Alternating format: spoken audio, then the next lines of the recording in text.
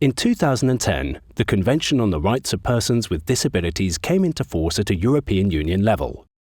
It covers, amongst other groups, the human rights of blind and partially sighted people. This convention aims for a fully inclusive society for all people. But, after more than 10 years, blind and partially sighted people in Europe still face many challenges in their daily life. They will tell you what these issues are and what inclusive solution they propose to make their life better. Have a look and learn what you can do to make this world more inclusive. Article 9. Right to an accessible world.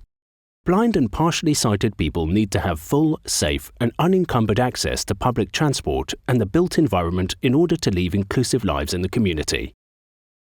To achieve this, facilities and services need to be designed, delivered and managed to enable blind and partially sighted people to access, interpret and understand information about where they are and whether they are travelling in the right direction.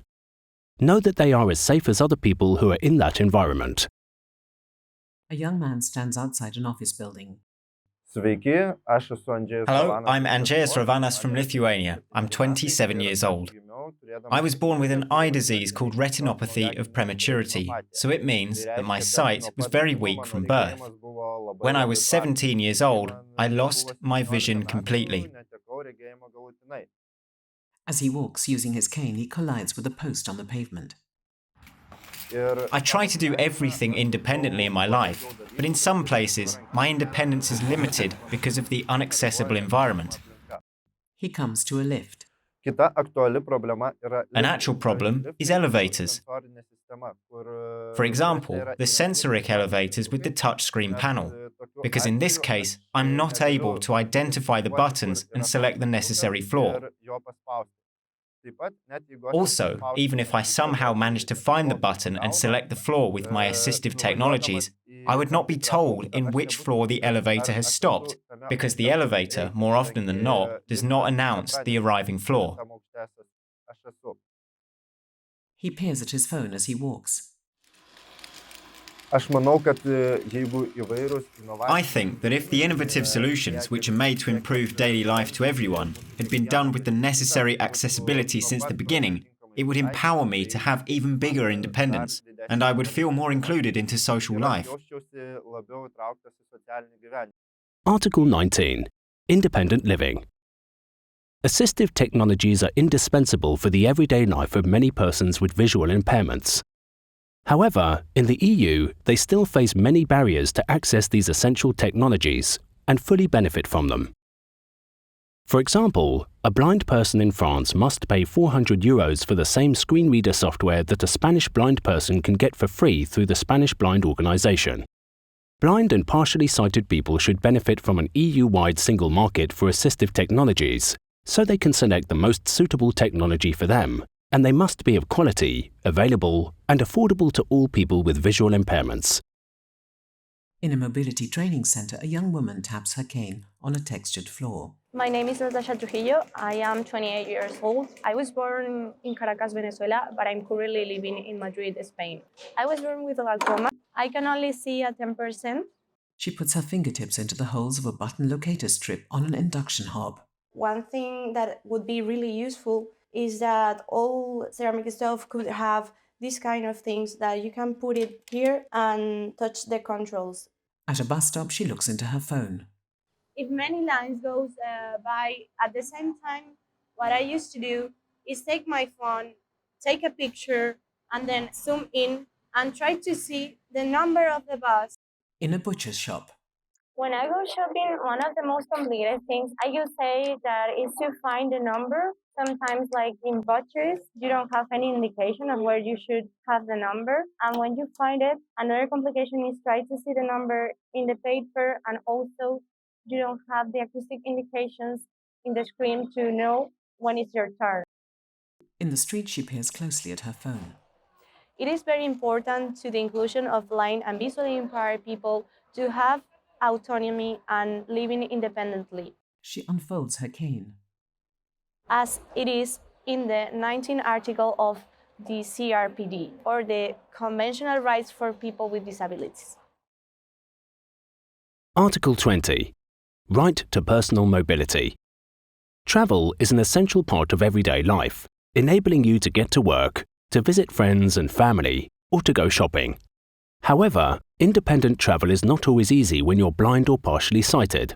Training of a guiding dog takes up to 8 months and costs about €17,500. A fair-haired young woman in a hoodie.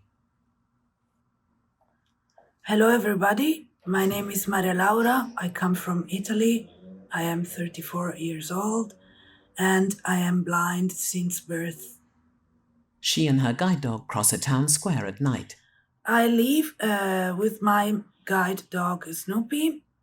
The only difficulty I find in moving around is that nearby my house there are not at all acoustic traffic lights, and this is a very big problem for me. Sometimes I also find difficulties in getting into taxi with my guide dog because taxi drivers think that the dogs are very dirty and they don't want him to get in their cars. She and Snoopy come over a pedestrian crossing.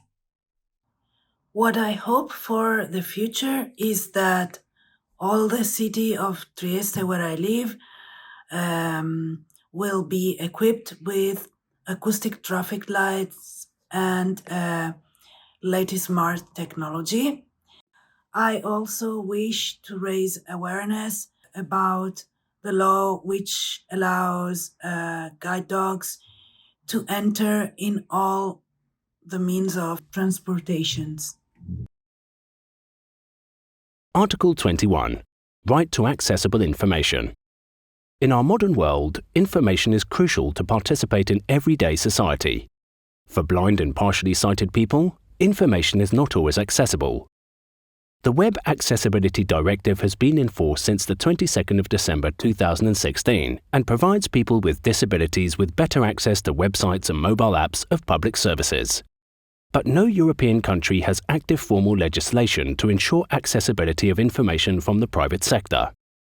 A fair-haired young man stands in a leaf-strewn forest.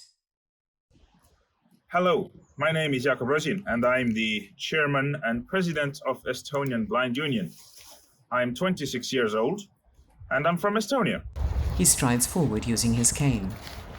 I'm totally blind, but for 13 first years of my life I was able to see some light and a little bit of colors.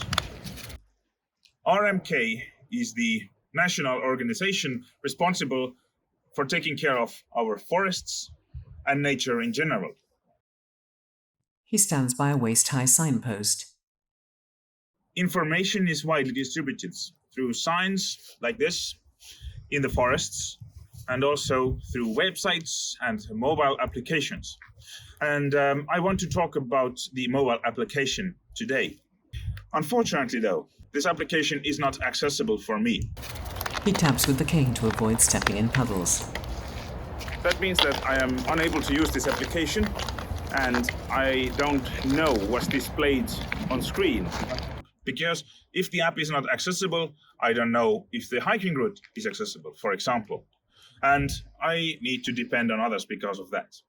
If all developers would follow those guidelines presented for websites and mobile applications when developing their services and products, everybody would be able to use them and gain more freedom and independence.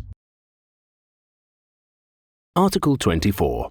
Inclusive education. Education is an important first step to a successful career and an independent life. But in the EU, the rate of early leavers from school and education is 31.5% for people with a disability compared to 12.3% for those not having a disability. In the EU, about 36% of people aged 30 to 34 without disabilities attain tertiary education level, compared with less than 24% for those having a disability. A woman stands in front of the diagram of a human eye and an EBU poster.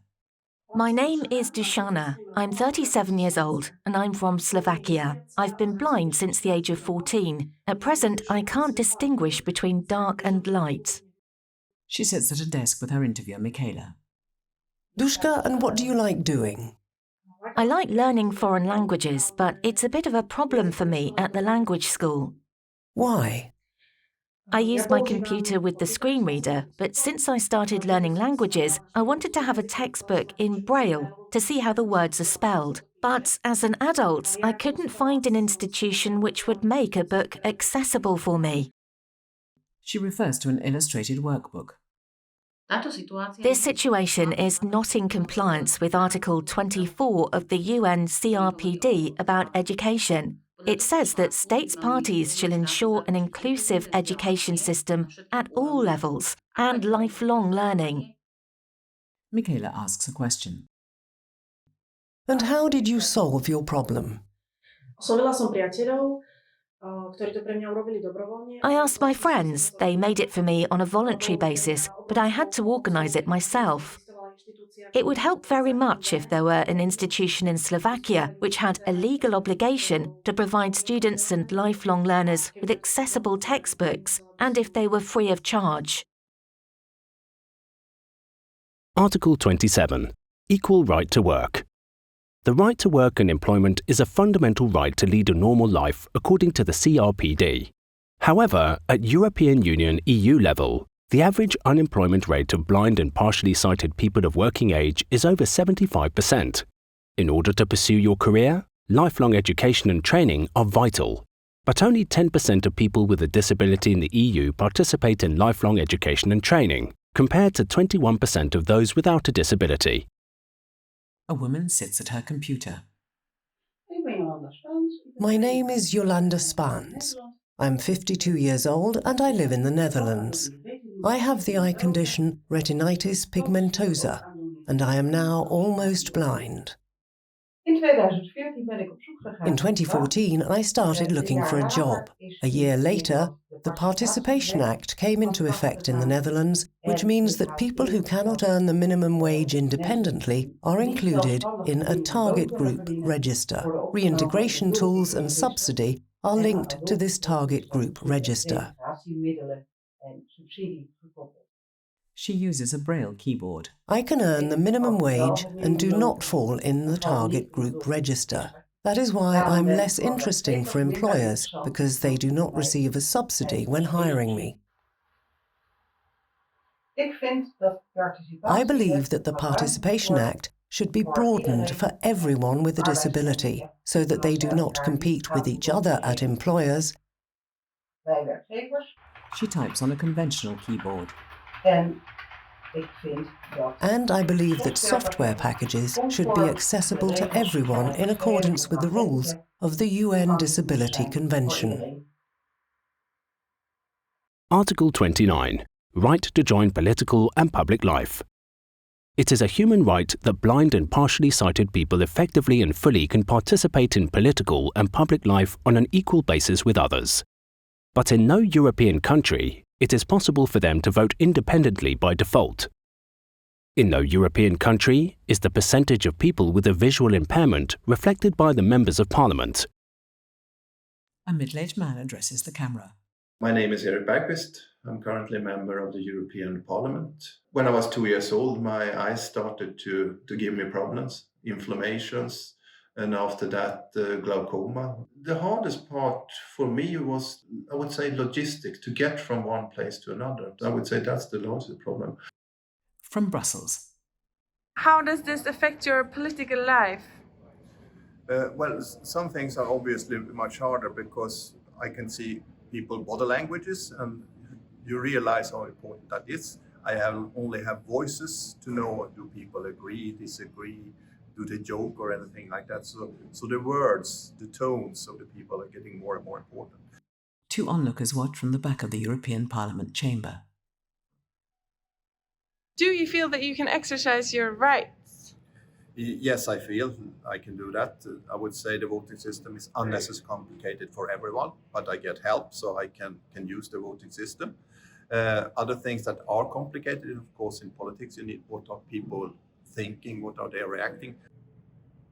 Well, one conclusion I would say is disability is something that is very dependent on the surroundings, and it's actually not really dependent on the disability. Article 30. Equal access to cultural life and sports. Sports are very important. To relax and to release tension. To gain self-confidence. To build social contacts. But the group of visual impaired people that do sports at least once a week is only 50% compared to the group of sighted people. Only 1 out of 10 people with a visual impairment is member of a sports club compared to 4 out of 10 sighted people. A bearded young man in a sports strip stands in an indoor stadium. My name is Marko Nikolic, and I'm the captain of the Montenegrin national goalball team. He walks to the local sports hall. Having partially impaired vision from birth, I encounter barriers and obstacles in independent movement every day, both inside buildings and in the environment. The goalball team prepare to play. The Article 30 of the UN Convention on the Rights of People with Disabilities concerns participation in cultural and sports life, recreation and leisure activities.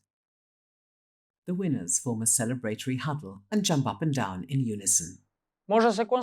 We can state that we have done so much work in the field of encouraging and promoting the participation of PWDs in general sports activities. However, not all visually impaired people have access to sports and recreation facilities. It is important to emphasise the importance of enabling visually impaired people to be both participants and consumers in sports.